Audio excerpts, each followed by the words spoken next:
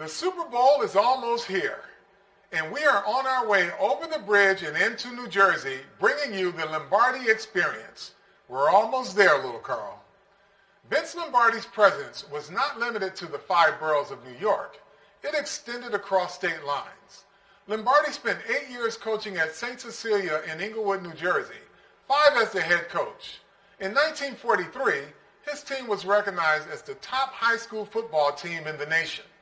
Today, Lombardi is still present in the Garden State. It's home to his rest stop and his final resting place. Well, when I visit Coach Lombardi's gravesite, I have an opportunity to reflect on a man's life, to say a few words at his gravesite, and for me, that's part of my belief. Well, I was a football fan. I loved the game of football. As a kid, the professional thing wasn't a big deal to me till a game at the Giants, and then I became aware of Coach Lombardi, being from the local area. When I found out more about him, that he had coached at St. Cecilia's, and as I followed him more, I became a Lombardi kind of disciple. In 1970, Lou Vircillo graduated college and began to pursue a coaching career of his own.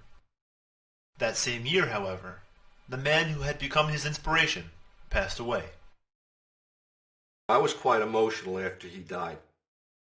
When I initially started to coach, I had the desire to see him at some point, visit with him, learn from him, and I never could. I never did get to see him. So I said to myself, when I coach my very first club, I'm going to dedicate it to Coach. 3 years later, Vircillo got his chance at Red Bank Catholic, where Vince Lombardi's wife, Marie, had graduated high school. So what happens is this particular team goes undefeated. So I took the picture of the team and I sent it to Marie Lombardi. I think she felt good about the fact that people thought of Coach, because she wrote back. She basically expressed to me that the passion I had for the game was similar to Coach. During his correspondence with Marie Lombardi, Vircillo also began visiting the site of her husband's grave in nearby Middletown. It became a weekly tradition, and soon he invited players to join him. Here are some of the things he taught. Here are some of the things he said. And I asked players to kind of reflect on that a little bit. 2 years after his undefeated season, Vircillo was hired by head coach Bobby Strangia to be his offensive coordinator at Red Bank Regional, where once again, Lombardi's legacy was made known.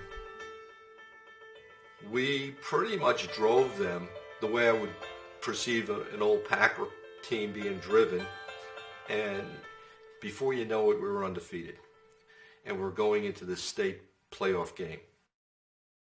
That morning, I told Strangia, I want to take you somewhere, and he didn't know where, but I put him in the car and just drove there.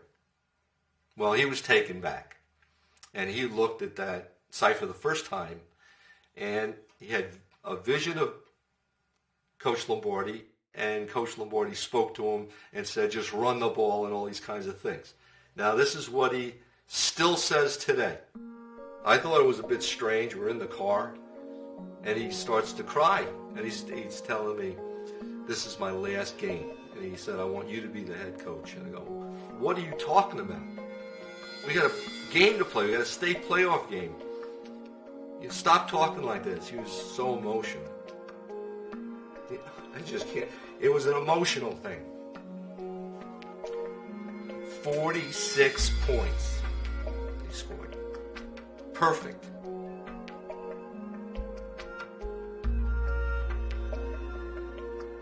No punt. Perfect day. And we won 46-44. I can't tell you why I get emotional over that team, but it It was special. It was special. Today, Lou Vircillo is still coaching New Jersey high school football. Since becoming Lacey Township's first head coach in 1981, he's won 4 state championships and produced a running back who went on to play for the New York Giants. Good! Get it! Welcome to the jungle! It's my jungle, baby! Yeah! Woo! Keith Elias was one of Lacey Township's best players in the late 1980s. He enjoyed a standout career at Princeton and played 5 years in the NFL, but never had the opportunity to visit the grave of Vince Lombardi with Coach Vircillo, a fact that remained true until recently. You look good. You look good. This is Coach's gravesite, which I've never taken you to, but it's a simple place, simple stone, isn't it? And yeah, I'm surprised it doesn't, it's neat because it's so much like him.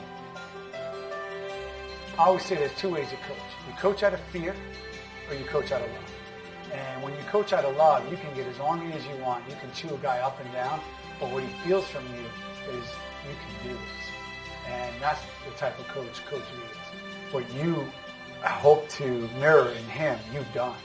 And you've touched hundreds of lives through coaching at Lacey. hardly this. No, well, I'll tell you this. it's the same. It's just a different scope. What Vince stood for was passed into Coach V and passed into me. And I think that's what legacy is all about, isn't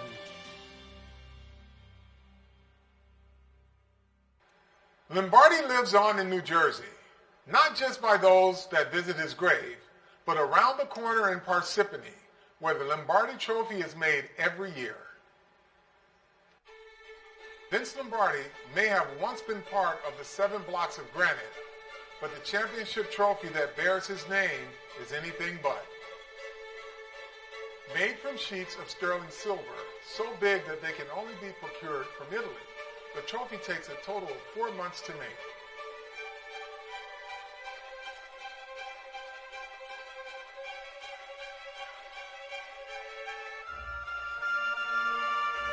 Since 1967, Tiffany & Company has crafted every Lombardi trophy by hand, each one as perfect as the last.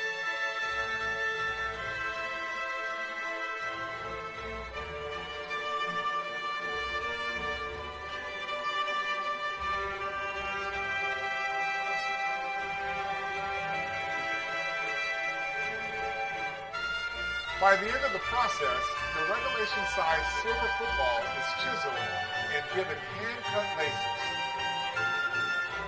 Once it's secured to the base, the trophy stands 22 inches tall with a weight of 7 pounds.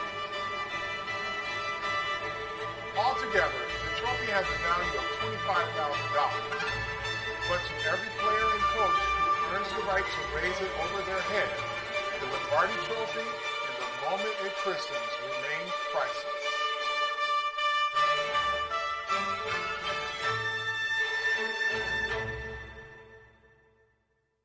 It won't be long now, little Carl. Just a few miles from here, a bunch of grown men will be acting like kids, looking to get a hold of that trophy with Lombardi's name on it. He's been gone for over 40 years, but his effect on the sport in this area is so alive today.